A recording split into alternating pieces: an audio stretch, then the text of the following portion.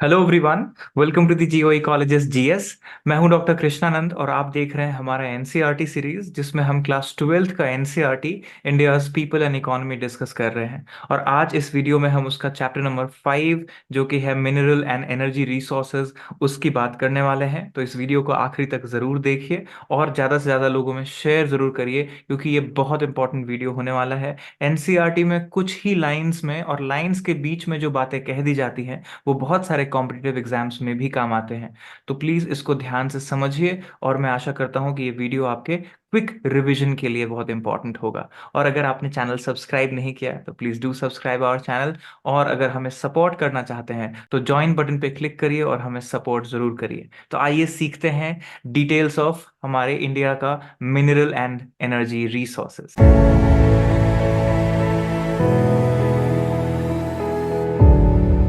तो जैसा कि आप देख सकते हैं ये है हमारा चैप्टर नंबर 5 और इसका टाइटल है मिनरल एंड एनर्जी रिसोर्सेज।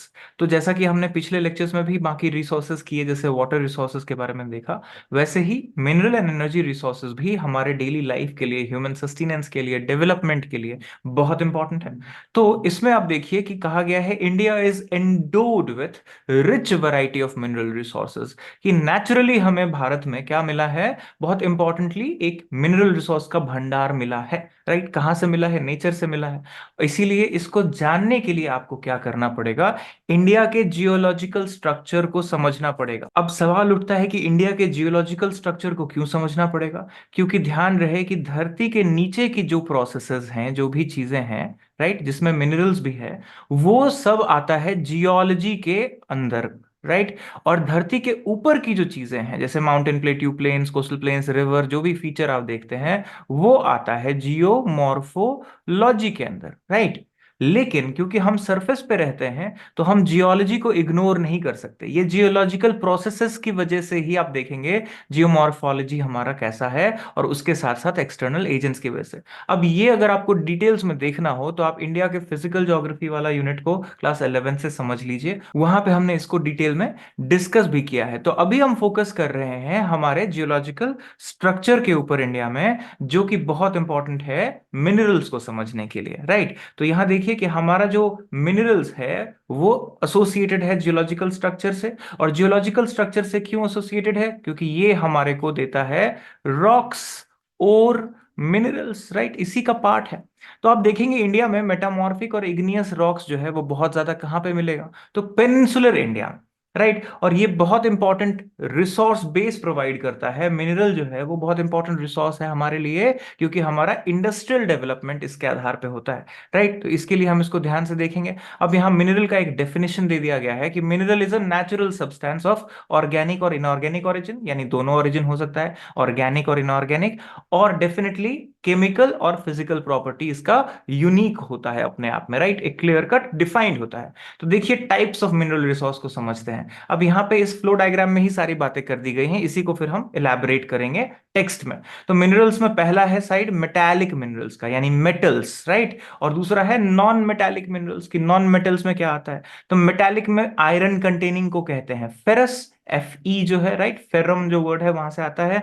और नॉन फेरस जो है उसमें कॉपर, बॉक्साइट एक्सेट्रा आता है। तो आयरन, मैंगनीज वगैरह फेरस है और नॉन फेरस में कॉपर, बॉक्साइट है। ऐसे ही नॉन मेटालिक में आ जाइए तो दो पार्ट है, एक है फ्यूल वाले जिसमें फॉसल फ्यूल्स आता है, कोल, पेट्रोलियम, नेचुरल गैस आता है। और फिर इधर नॉन मेटालिक्स में माइका, लाइमस्टोन, ग्रेफाइट वगैरह आता है। तो ये है बेसिक क्लासिफिकेशन, आप इसको प्लीज ड्रॉ करके रख लीजिए ताकि आप हमेशा याद रख सकें। अब बात करते हैं इसके डिस्क्रिप्शन की। तो देखिए दिया गया है कि मेटालिक जो है मतलब मेटल्स जहां से मिलेगा, तो आयरन और कॉपर, गोल्ड, ये सारे इससे हमें मेटल्स मिलते हैं। और इसको हमने आयरन वाले को फेरस और बिना आयरन वाले को नॉन फेरस में कैटेगराइज कर दिया है। तो फेरस में आप देख रहे हैं कि ये बहुत इंपॉर्टेंट हो जाता है हमारी इंडस्ट्री के लिए, हैवी इंडस्ट्री के लिए, जैसे आयरन एंड स्टील इंडस्ट्री के लिए। और नॉन फेरस कॉपर, बॉक्साइट, तो आप देखिए कितना ज्यादा इस्तेमाल होता है हमारे डेली यूसेज में, कौन कौन से सब्सटेंसेस बनाते हैं हम। और नॉन फेरस में फॉसल फ्यूल्स बहुत इंपॉर्टेंट है जिसको हम मिनरल फ्यूल भी कहते हैं। राइट, यही बात वहां पे फ्लो डायग्राम में था। और यहां देखिए लिखा गया है कि other type of non metallic minerals are inorganic, यानी माइका, लाइमस्टोन, ग्रेफाइट। राइट, अब बात उठती है कि ज्योग्राफी में हम एक तो क्वेश्चन पढ़ते हैं कि ये क्या है, व्हाट क्वेश्चन। फिर दूसरा क्वेश्चन होता है कि वेयर, कहाँ लोकेटेड है, यानी अगला चीज क्या है इसका, डिस्ट्रीब्यूशन, राइट, कहाँ कहाँ पे पाया जाता है। तो देखिए कहा गया है कि मिनरल्स का जो कैरेक्टरिस्टिक्स है वो बहुत यूनिक होता है, और इसमें पहला चीज है कि ये अनइवनली डिस्ट्रीब्यूटेड है एक तो, राइट, इवन नहीं है, हर जगह बराबर नहीं है, कुछ एरिया में ब्लॉक्स हैं, कुछ बेल्ट्स हैं जहां पे बहुत मिनरल है, कुछ जगह पे बिल्कुल नहीं है, राइट। और इसका एक इनवर्स रिलेशनशिप होता है, उल्टा रिलेशनशिप होता है कि quality and quantity of minerals, यानी गुड क्वालिटी मिनरल्स जो होते हैं उनका क्वांटिटी हमेशा कम होता है, राइट। ये बड़ा इंटरेस्टिंग है, इनवर्स रिलेशनशिप, मतलब कि अगर मैं बोलूं कि क्वालिटी जो है वो क्वांटिटी के उल्टा है, क्वांटिटी ज्यादा है तो क्वालिटी कम होगी, इतना सिंपल है, राइट। तो ऑल मिनरल्स आर एग्जॉस्टिबल, यानी समय के साथ ये खत्म होने वाला है, इसको आसानी से रिप्लेनिश नहीं कर सकते। अर्थ के 4.6 बिलियन ईयर्स का हिस्ट्री है, जिसमें जाके आज जो आप देख रहे हैं वो मिनरल्स कैसे कैसे फॉर्म हुए, राइट। तो इतना आसान तो है नहीं कि इसको आप रिचार्ज कर लें। तो इसके लिए इंपॉर्टेंट होता है कि इसको कंजर्वेशन करके यूज करना, मिस यूज ना हो, ये देखना, ये बातें कही गई हैं। तो डिस्ट्रीब्यूशन में थोड़ा सा आप समझते हैं कि इंडिया का मैप पे अगर आप थोड़ा सा ध्यान रखें, इसमें मैप दी गई है जिसको हम देखेंगे, राइट। तो 97% ऑफ कोल रिजर्व्स की बात करें, राइट, ये कहाँ पे है, दामोदर, सोन महानदी और गोदावरी बेल्ट जो है उसमें पाया जाता है। पेट्रोलियम रिजर्व्स आपको ज्यादातर sedimentary basin of Assam, Gujarat, Mumbai high, कुछ ऑफशोर एरिया अरेबियन सी में वहां मिलेगा, और कुछ नए reserves Krishna Godavari KG basin जो बोलते हैं आप, और कावेरी बेसिन वहां भी मिला है, राइट। तो ये सब एरियाज है। उसके अलावा कुछ मेजर मिनरल रिसोर्सेज जो हैं वो east of a line linking Mangaluru and Kanpur, right, इस वाले साइड पे भी आपको देखने को मिलेगा। Minerals are generally concentrated in 3 broad belts in India. अब 3 बेल्ट क्या है इंडिया में, इसको समझिए यहां पे। तो number 1 belt north eastern प्लेटू, right, जिसमें छोटा नागपुर प्लेटू आता है, झारखंड वाला, उड़ीसा का प्लेटू आता है, वेस्ट बंगाल के पार्ट्स, छत्तीसगढ़ का पार्ट, ये है छोटा नागपुर वाला। इसमें आप देखेंगे आयरन और कोल, मैंगनीज, बॉक्साइट, माइका, ये सब डोमिनेट है। सेकंड इंपॉर्टेंट क्या है, तो साउथ वेस्ट प्लेटू रीजन। अब साउथ वेस्ट में आएंगे तो आपको दिखेगा कर्नाटका वाला मेजर एरिया, गोवा और उसका आसपास तमिलनाडु का अपलैंड और केरला वाला एरिया। इसमें आप देखेंगे पुराने पत्थर हैं, राइट, जो धरती के बनने के समय के ओल्डेस्ट स्टोन्स हैं वो यहां मिलेंगे। इसमें आयरन कंटेनिंग मेटालिक मिनरल्स बहुत है, बॉक्साइट, राइट। तो हाई ग्रेड आयरन ओर और मैंगनीज एंड लाइमस्टोन आपको देखने को मिलेगा ऐसे एरिया में। जैसे नईवेली है वहां पे आप देखिए, ये पे कोल डिपॉजिट्स जो है वो कम है और बहुत खराब क्वालिटी लिग्नाइट वाला कोल है, राइट। तो यहां पे आप देखेंगे कि ये ऐसा है क्यों, ये नहीं दिया गया। अब इसका बात समझिए कि जिन जगहों पे मेटालिक मिनरल पाया जाता है वो पुराने चट्टान है, पुराने रॉक्स हैं, इग्नियस ओरिजिन। उस टाइम सेडिमेंट्री थे ही नहीं, तो सेडिमेंट्री नहीं थे तो उसमें कोल जैसा डिपोजिशन जो है वो बाद में आके हुआ, तो बहुत पुअर है वो फॉसिल रिसोर्सेज में, राइट। ये चीज ध्यान रखिए। इसके अलावा क्या कहा गया है कि this belt does not have a diversified mineral deposits as the north eastern belt. तो केरला में क्या डिपॉजिट है, मोनाजाइट और थोरियम मिलेगा, बॉक्साइट क्ले मिलेगा, गोवा में कुछ आयरन डिपॉजिट्स है। अब बात करते हैं तीसरा इंपॉर्टेंट बेल्ट का। इस बेल्ट में देखिए नॉर्थ वेस्ट रीजन में तो अरावलीज जो है इसका बेस होता है। अब अरावलीज कितना पुराना है, 570 मिलियन, यानी ये प्री केम्ब्रियन सिस्टम है। अब ये केम्ब्रियन क्या है इसको जानने के लिए आपको थोड़ा जियोलॉजिकल टाइम स्केल का वीडियो देखना चाहिए। हमारे मेन चैनल पे डीजीओई कॉलेजेस पे जियोलॉजिकल टाइम स्केल का वीडियो मैंने बनाया हुआ है इंग्लिश लैंग्वेज में, अगर आप चाहे तो वो देख सकते हैं। तो कॉपर, जिंक, ये सब मेजर मिनरल है। वैसे केम्ब्रियन जो है ना वो 540 से शुरू होता है, तो 540 से पीछे वाला जितना भी है वो सब पीक केम्ब्रियन में आता है, राइट। अब देखिए राजस्थान जो है वो किस में रिच है, Rajasthan rich in building stone, sandstone, granite, marble, gypsum, fuller's earth deposits are also extensive. अब डोलोमाइट और लाइमस्टोन जो है वो किस इंडस्ट्री के लिए इंपॉर्टेंट है, ये सीमेंट इंडस्ट्री के लिए इंपॉर्टेंट है, ये याद रखिएगा। जिप्सम, डोलोमाइट, लाइमस्टोन, ये सब सीमेंट इंडस्ट्री के लिए रॉ मटेरियल का काम करता है, जहां भी मिले तो याद रखिए ये चीज को। और Gujarat is known for petroleum deposits, right. तो ये बहुत इंपॉर्टेंट हो गया। अब सॉल्ट के लिए भी गुजरात और राजस्थान को आप जानते हैं, और सॉल्ट भी इंपॉर्टेंट मिनरल है हमारा, राइट। तो ये मेटामॉर्फिक, सॉरी, जो हमारा सेडिमेंट्री रॉक्स है उसका पार्ट है। अब आते हैं हिमालयन बेल्ट पे थोड़ा। हिमालयन बेल्ट पे आप देखेंगे कि मिनरल बेल्ट में आपको copper, lead, zinc, cobalt, tungsten ये सब मिलेगा, लेकिन बहुत हैवी मात्रा में नहीं मिलेगा, राइट। कुछ एरियाज हैं, असम वैली में आप आ जाइए तो वहां पे आपको मिनरल ऑयल डिपॉजिट्स मिलता है, राइट। उसके अलावा मुंबई हाई और ऑफशोर एरियाज में कुछ आपको मिलेगा। अब आइए आयरन वाले में। फेरस मिनरल की बात थोड़ा कर लें तो हमारे कंट्री में फेरस मिनरल्स जो है वो बहुत इंपॉर्टेंट रिजर्व है। और इसमें आप देखिए आयरन ओर सबसे इंपॉर्टेंट है, नंबर वन। आयरन ओर जो है वो बहुत एबंडेंट है हमारे यहाँ पे। लार्जेस्ट आयरन ओर कहाँ पे आपको मिलेगा एशिया का? हमारे यहाँ, राइट। इसमें हेमाटाइट और मैग्नाटाइट ये दो नेम्स हैं, 1 और 2, ये ध्यान रखिए। ये बहुत डिमांड है इंटरनेशनल मार्केट में और हम इसका यूज करते हैं स्टील बनाने के लिए। तो 95% ऑफ टोटल रिजर्व्स कहाँ पे है? उड़ीसा में, झारखंड में, छत्तीसगढ़ में, कर्नाटका में, गोवा में, तेलंगाना, आंध्र प्रदेश, तमिलनाडु। अब आप गौर करेंगे जहां हमारा आयरन एंड स्टील सिटी है, कहाँ कहाँ है आप गौर करिए, वहां पे ही आपको ये मिलेगा देखने को। तो Orissa iron ore occurs in a series of hill ranges in Sundargarh, Mayurbhanj, झार, राइट। अब यहाँ देखिए इंपॉर्टेंट माइंस कौन से हैं इसके लिए। तो यहाँ पे दिया है गुरु महिसनी है, फिर सुलाईपेट है, उसके बाद बादाम पहाड़ है मयूरभंज का, then you have Kiriburu that is in Kendujhar district, और बुनाई है सुंदरगढ़ में। ये सब इंपॉर्टेंट है। अब ऐसे ही कुछ हिल्स हैं झारखंड में जो सबसे पुराने आयरन और माइंस आपको देखने को मिलेंगे यहाँ पे। तो इसमें देखिए नोआमुंडी है, गुआ माइंस है, राइट। ये सब पूर्वी और पश्चिमी सिंहभूम में है। फिर आप फर्दर आइए तो दुर्ग में दंतेवाड़ा, बालादिला, ये सब जो है एरियाज है। उसके बाद डाली है, रजहारा है, ये दुर्ग है, ये सब बहुत इंपॉर्टेंट एरियाज हैं। अब कर्नाटका में आ जाइए तो आपको दिखेगा संदूर हॉस्पेट एरिया में, बल्लारी डिस्ट्रिक्ट, राइट। बाबा बूदन हिल्स वाला एरिया जो है, उसके बाद कुद्रेमुख है चिकमंगलुरु डिस्ट्रिक्ट में, वहां पे आपको देखने को मिलेगा। तो ये सारा चीजें जो है, और इसके साथ साथ न्यूज़पेपर की कुछ क्लिपिंग्स भी दी गई हैं जिसको आप देख सकते हैं। ऑल्दो इंपॉर्टेंट ये है कि आप इन डिस्ट्रिक्ट्स को मैप के ऊपर देखिए, राइट। तो अभी हम मैप भी देखेंगे।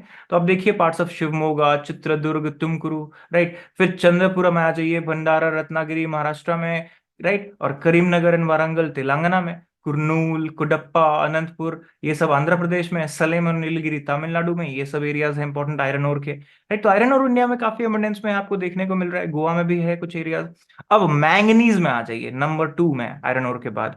ये भी बहुत इंपॉर्टेंट है खास करके फेरो अलॉयज बनाने के लिए, राइट। तो इसमें आप देखेंगे एक नाम दिया गया है धारवाड़ सिस्टम। अब धारवाड़ एक सिस्टम ऑफ रॉक्स जो है वो जियोलॉजी में बताया जाता है। तो ये सबसे ओल्डेस्ट रॉक्स हैं, क्रेटॉन्स कहते हैं इनको। क्या कहते हैं? क्रेटॉन्स, राइट। क्रेटनाइजेशन प्रोसेस से। तो हमारा डेक्कन रीजन जो है, पेनिनसुलर रीजन, इसके मुख्य क्रेटॉन्स कौन से हैं? तो धारवाड़ है, कडप्पा है, सिंहभूम है, और हमारा छोटा नागपुर है। ये सब क्रेटॉन्स ऑफ डेक्कन प्लेटू है।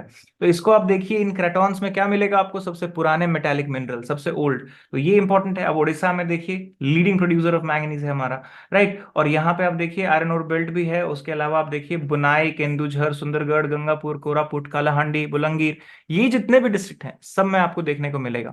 और यहाँ पे मेटालिक मिनरल्स फेरस का क्या किया गया है? मैप दिया गया है। तो आपको अगर टेक्स्ट याद ना हो तो आराम से आप क्या कर सकते हैं, 1 ब्लॉक, 2 ब्लॉक, 3 ब्लॉक, 4 ब्लॉक, ऐसे ब्लॉक करके आप इनको डिमार्केट कर सकते हैं और कुछ नेम्स याद कर सकते हैं। तो ऊपर के ब्लॉक में गुआ, मयूरभंज, राइट, ये केंदुझर, सुंदरगढ़, राइट, यहाँ दुर्ग है। उसके अलावा आप देखिए यहाँ पे बैलादिला है, चंद्रपुर है, तो ऐसे कुछ याद रख सकते हैं। गोवा, रत्नागिरी इधर हो गया।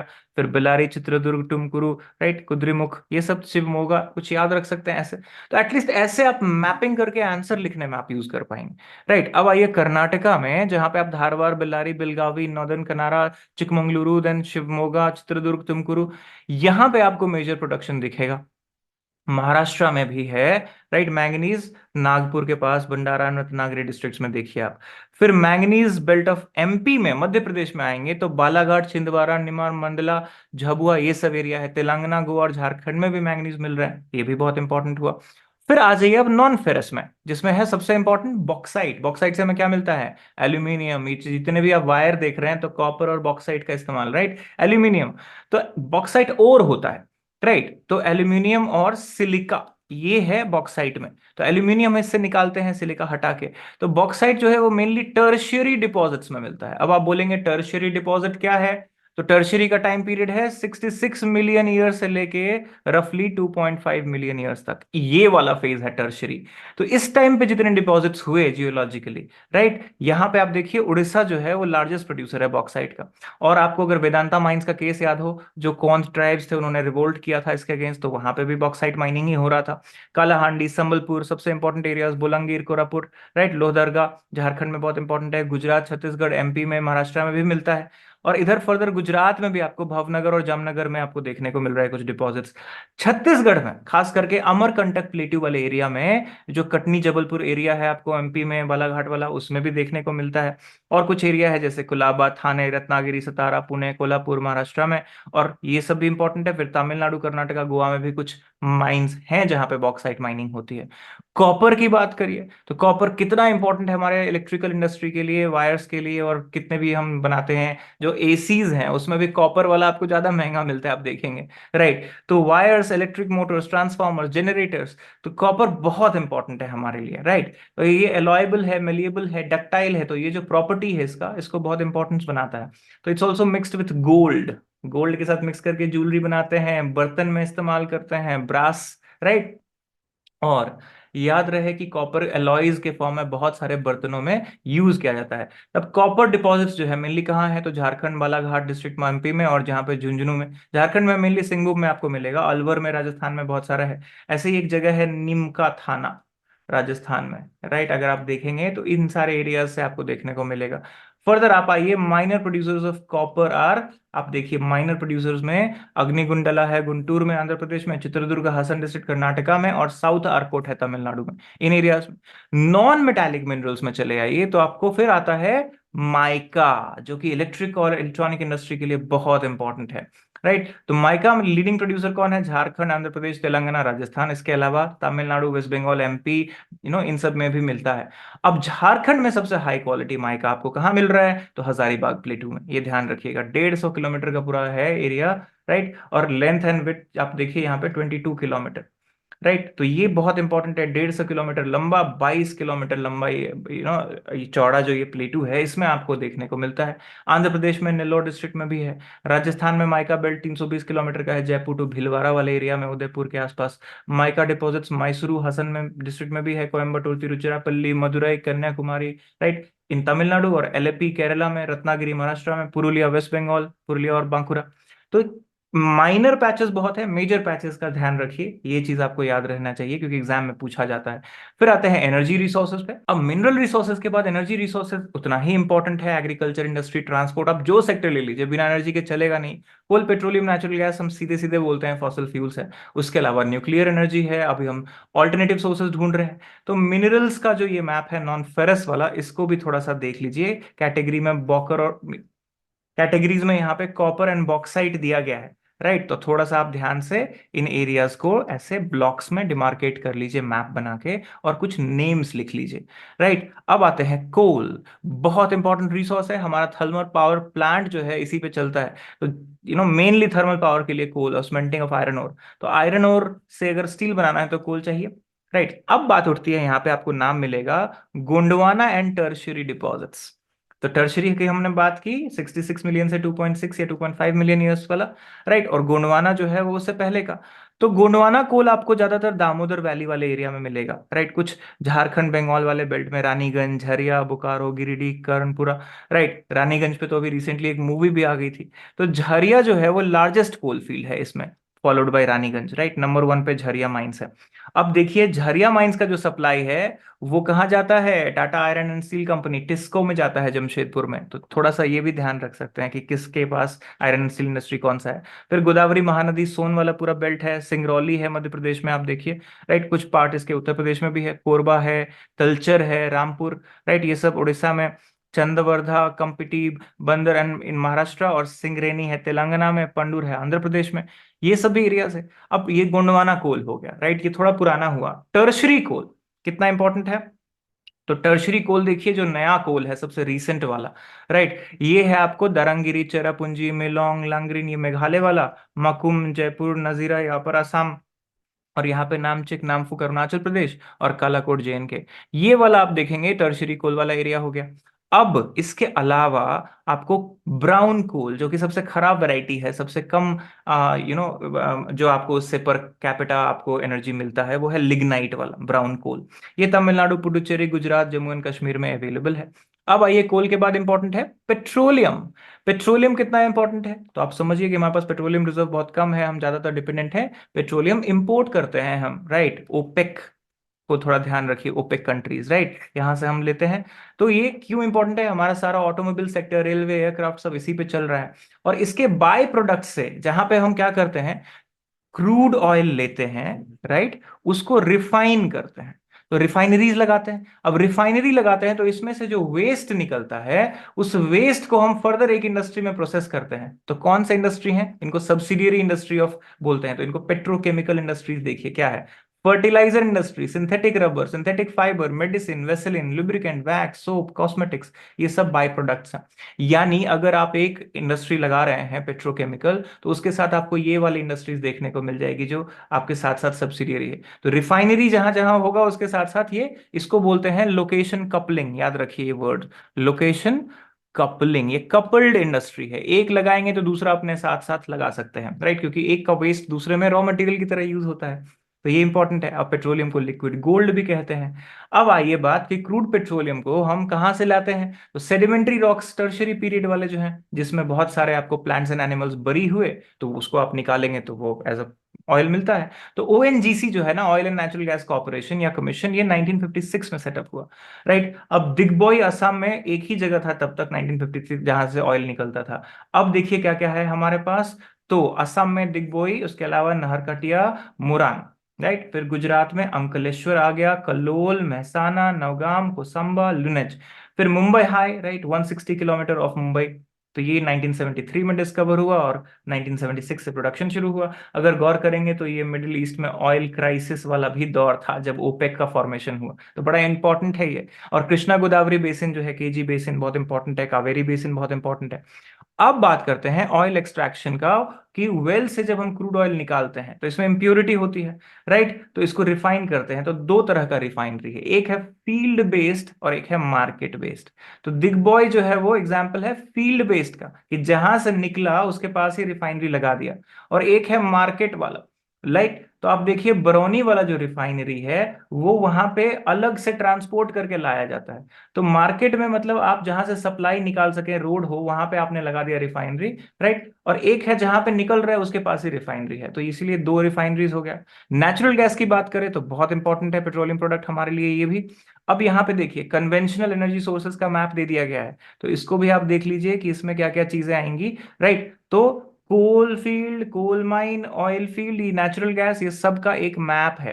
और मैप में जितना डिस्क्रिप्शन में था ना, उससे अच्छा होगा कि आप ये पाइपलाइन वाला एरिया, कहाँ कहाँ पे एरियाज है, इसको थोड़ा ब्लॉक में ऐसे डिमार्केट करके नेम्स लिख के रख लीजिए, राइट। अब गेल जो है ना, हमारा Gas Authority of India Limited, इसका ये आप देखिए लिखा भी है, one nation one grid, grid नहीं, basically pride is important here, तो ये चीज है। अब it can be used as domestic and industrial fuel gas, तो कहाँ पे, सीएनजी, पीएनजी, सीओडी नेटवर्क्स के थ्रू हम देख रहे हैं इसको, राइट, ये यूज कर रहे हैं हम। और केजी बेसिन इसमें सबसे इंपॉर्टेंट है, राइट, कैम्बे बेसिन बहुत इंपॉर्टेंट है, मुंबई हाई के पास वाला एरियाज देखिए आप। और नॉन कन्वेंशनल में अगर आ जाइए, तो ये जितने भी फॉसिल फ्यूल हैं उसके अलावा हमारे पास क्या ऑप्शन है, तो solar, wind, hydro, geothermal and biomass. तो इसमें देखिए न्यूक्लियर एनर्जी का, तो यूरेनियम डिपॉजिट्स हमारे को सबसे पुराने रॉक सिस्टम में मिलते हैं। तो पुराना जैसे बोलूं तो धारवाड़ सिस्टम याद रहे, राइट, उसमें आपको कहीं पे सिंहभूम एरिया में कॉपर बेल्ट में मिलेगा।